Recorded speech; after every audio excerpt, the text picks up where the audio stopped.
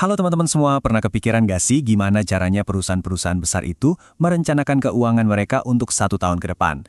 Nah, kuncinya itu ada di satu kata, penganggaran. Hari ini kita bakal bedah tuntas proses yang super penting ini dari awal sampai akhir. Oke, ini pertanyaan yang penting banget. Kenapa ya anggaran yang udah disusun susah payah berbulan-bulan, sering banget baru masuk bulan ketiga, udah nggak relevan lagi? Tiba-tiba ada kondisi ekonomi yang berubah, nilai tukar mata uang naik, atau kompetitor malah banting harga. Nah, di sini kita akan coba bongkar akar masalahnya dan kita cari solusinya bareng-bareng. Ini dia agenda kita hari ini. Kita mulai dari konsep dasarnya dulu, terus kita lihat apa aja sih jebakan yang harus dihindari, gimana cara membangunnya, strategi di baliknya, sampai kita intip sedikit masa depan dunia penganggaran. Yuk kita langsung mulai dari poin yang pertama. Oke, bagian pertama nih. Sebenarnya anggaran itu apa sih? Apa cuma deretan angka di Excel? Oh, tentu aja bukan. Coba deh bayangin anggaran itu kayak Google Maps buat bisnis. Tanpa peta yang jelas, kita bisa nyasar di tengah jalan. Jadi, ada 3 pilar utama di sini. Yang pertama itu target. Mau untung berapa sih? Kedua, rencana. Gimana cara mencapainya? Dan yang ketiga, forecast. Asumsi kita apa aja? Misalnya nih, kita berasumsi nilai tukar mata uang bakal stabil. Nah, kalau salah satu dari 3 pilar ini goyah, bisa-bisa seluruh bangunan anggarannya runtuh. Nah, fungsinya ini yang kadang suka dilupakan. Anggaran itu bukan cuma alat buat ngontrol, tapi juga alat komunikasi. Tanpa anggaran yang jelas, bisa-bisa tim marketing jor-joran kasih diskon, ternyata tim produksi nggak siap sama stoknya. Kacau kan? Nah, anggaran inilah yang menyatukan semua departemen biar seirama. Sekarang, yuk kita bahas sisi gelapnya. Walaupun penting banget, proses penganggaran yang tradisional itu seringkali punya banyak masalah. Ini dia nih, 4 penyakit kronis dari anggaran tradisional. Pertama, proses bikinnya itu lama banget. Kedua, kaku, susah diubah. Ketiga, bisa memicu yang namanya budgetary slack. Ini tuh kondisi di mana manajer sengaja minta budget lebih buat jaga-jaga, padahal jatuhnya jadi boros.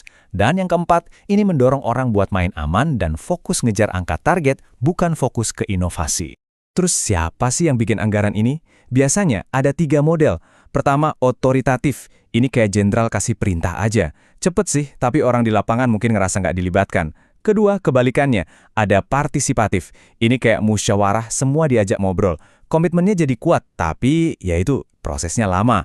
Nah, di tengah-tengahnya ada yang namanya konsultatif. Jadi mana yang paling pas? Jawabannya tergantung kepribadian dari perusahaan itu sendiri. Oke, setelah tadi kita ngobrolin teori, sekarang kita masuk ke bagian praktisnya. Gimana sih berbagai komponen anggaran ini saling nyambung satu sama lain? Semuanya itu dimulai dari satu titik yang sama. Semuanya itu berawal dari sini. Anggaran penjualan. Bisa dibilang, ini adalah rajanya dari semua anggaran. Kenapa?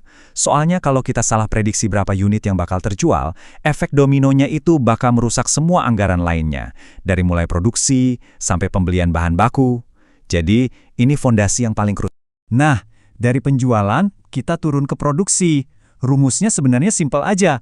Berapa yang mau kita jual, ditambah stok pengaman buat di akhir periode, terus dikurangi stok yang udah kita punya dari awal. Stok pengaman ini penting banget buat antisipasi kalau permintaan tiba-tiba melonjak. Dan alirannya ini terus berlanjut. Kalau udah tahu mau produksi berapa, sekarang kita hitung deh butuh bahan baku berapa banyak. Inilah yang kita sebut sebagai anggaran induk atau master budget. Semuanya itu saling terkait kayak rantai. Penjualan, ke produksi, ke pembelian bahan baku, dan seterusnya. Anggarannya udah jadi nih. Tapi, pertanyaannya, apakah anggaran ini sehat dari sisi strategi? Nah, buat ngejawab itu, kita perlu kenalan sama konsep yang namanya 3 roda penggerak laba. Apa aja sih itu? Coba bayangin ada 3 roda yang harus berputar barengan. Ada roda laba, roda return on equity atau ROE, dan yang terakhir, roda kas. Kalau salah satu aja macet, wah, seluruh mesin profitabilitas perusahaan juga bakal ikutan macet. Biar gampang, gini deh. Roda pertama, kita hitung target laba. Tapi laba aja itu nggak cukup. Roda kedua, kita cek ROE-nya. Laba segini bikin para investor seneng nggak?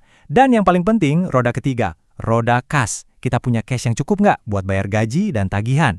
Ingat ya, profit is an opinion, cash is a fact. Karena anggaran tradisional itu dianggap terlalu kaku buat dunia yang serba cepat kayak sekarang, muncullah sebuah gerakan yang namanya beyond budgeting. Konsepnya ini cukup radikal. Sebenarnya apa sih itu? Jadi, kata kuncinya itu adaptif dan terdesentralisasi. Idenya adalah gimana caranya kita kasih kebebasan ke tim buat ngambil keputusan dengan cepat berdasarkan kondisi terkini, bukan berdasarkan angka yang dibuat setahun yang lalu. Ini adalah pergeseran dari sekedar mengelola biaya menjadi mengelola kinerja. Perbedaannya itu kayak langit dan bumi. Di sebelah kiri, kita lihat model tradisional yang sifatnya top-down dan kaku. Nah, di sebelah kanan, model beyond budgeting ini lebih mirip jejaring, di mana setiap tim diberi otonomi buat bergerak cepat. Targetnya pun bukan lagi angka mati, tapi relatif, misalnya pokoknya harus selalu lebih baik dari kompetitor utama kita. Hasilnya, perusahaan jadi jauh lebih lincah dan inovatif. Karyawan juga jadi lebih termotivasi karena mereka didorong untuk melakukan yang terbaik buat perusahaan, bukan sekedar mengamankan budget tahunan. Bisa dibilang, ini adalah cara untuk bertahan di dunia bisnis yang perubahannya secepat kilat. Oke, setelah kita bahas semua teori dan konsep tadi, sekarang pertanyaannya adalah, apa artinya semua ini buat kamu? Terutama, buat karir kamu nanti di masa depan. Inilah inti dari semuanya. Jangan pernah lihat anggaran sebagai penjara yang isinya angka. Lihatlah anggaran sebagai kompas. Sebuah kompas yang bisa dan bahkan harus disesuaikan ketika medan perjalanan kita berubah. Kemampuan untuk menggunakan anggaran secara dinamis inilah yang membedakan seorang akuntan biasa dengan seorang mitra bisnis yang strategis. Gini teman-teman, dunia kerja itu sekarang mencari akuntan yang bukan cuma jago ngitung, tapi juga paham cerita di balik angka. Mereka butuh orang yang bisa menggunakan anggaran untuk memajukan bisnis. Kalau kamu paham konsep ini, wah, kamu akan jadi talenta yang dicari-cari. Oke, segitu dulu dari saya. Terima kasih sudah menyimak, dan kalau ada pertanyaan, jangan ragu buat tinggalkan di kolom komentar ya.